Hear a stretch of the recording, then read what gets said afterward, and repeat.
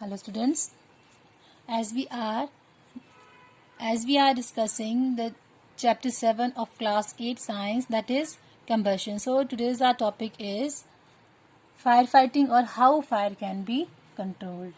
And we have learned that in our previous video that fire is produced by the combustion or burning of substances, and this fire breaking out in homes, shops and factories can cause loss of life and property. So the fire should be brought under control and extinguished as soon as possible.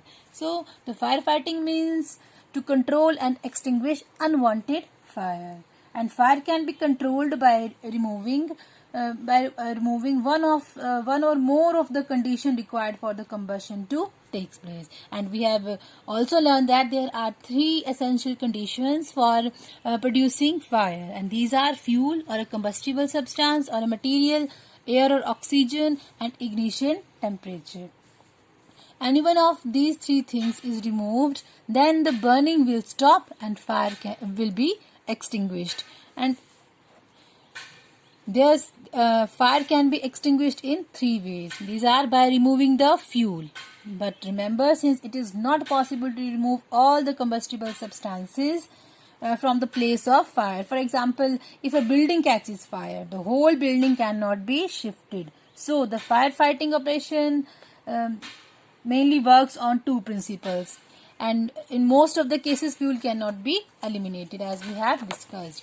So the firefighting operation works on mainly two principles, and these are by removing the heat or cooling down the combustible substance below its ignition temperature, and second one is by cutting off the air supply to the burning substances.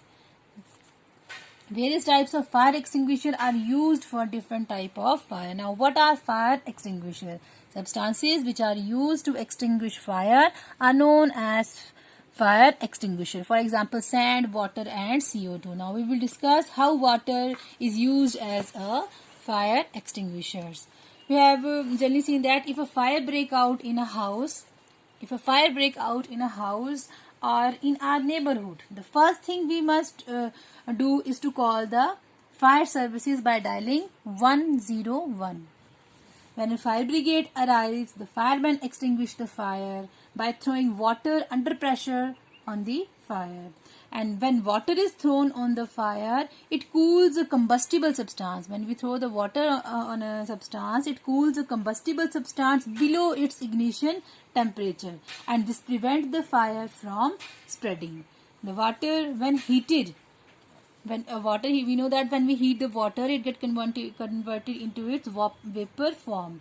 The water, when heated by fire, it forms water vapor, which surrounds the combustible substance. That help in cutting off the supply of air, so the fire is extinguished. Thus, water is very efficient in firefighting operations, and generally it is used to put off fires caused by wood or paper. However, remember, water has some limitations. What are these limitations now? Water cannot be used to extinguish fire in electrical wiring caused by electrical short circuiting. This is because water is good conductor of electricity. You have learnt in your class 6 that water is a good conductor of electricity. So, when water is poured over burning electrical wire or any electrical equipment or appliance, it can cause electric shock to the people involved in the firefighting operation, and this electrocution can even kill the people. So, water is not used to extinguish the fire caused by electrical short circuiting. Another limitation is water cannot be used to put off fire caused by burning of oil and petrol, because water being heavier than oil, it settle down. For example, if we take a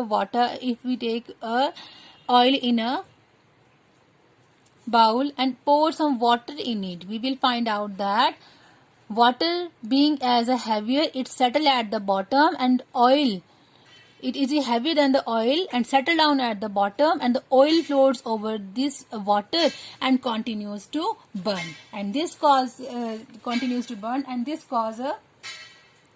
this may make the condition very worst. So water can also be not used to put off fire caused by burning of oil and petrol. So in our next video we will discuss how carbon dioxide is used as a fire extinguisher. So on today's topic we have some assignment questions, and these are: what are fire extinguishers?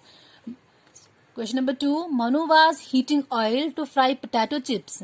The cooking oil all of sudden caught fire and he poured water to extinguish the fire.